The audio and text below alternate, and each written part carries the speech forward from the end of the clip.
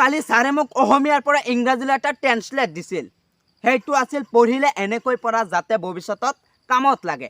তেতিয়া মই এইটো এনেকৈ লিখিলো ৰিডিং টু ৰিডিং এনেকৈ ৰিডিং ফিউচাৰত কাম login I can feel the blood creeping up from the heathens. Got will, got fight, got pride, got reason. If they wanna go eat, then you know I'm gone. আজিকালি প্ৰেম আৰু China product দুটা একেই দুইটাৰে কোনো guarantee নাই যিকোনো সময়ত নষ্ট হৈ যাব পাৰে I got broads in Atlanta, just to throw me in the family. Credit cards in the scammers, ain't no licks in the bag.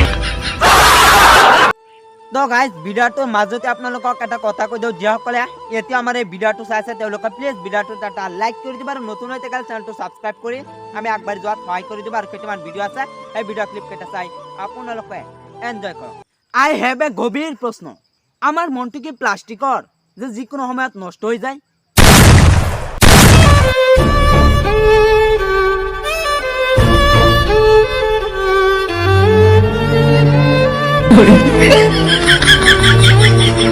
সপোনবোৰ এনেই পূৰণ নহয় তাৰ কাৰণে দিন ৰাতি টোপনি মাৰিব লাগে